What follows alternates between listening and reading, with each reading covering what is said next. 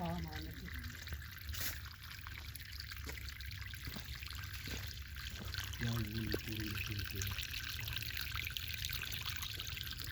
Abi süreli için geliyor.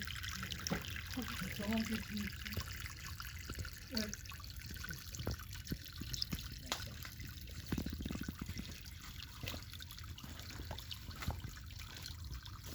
Sen niye kiraz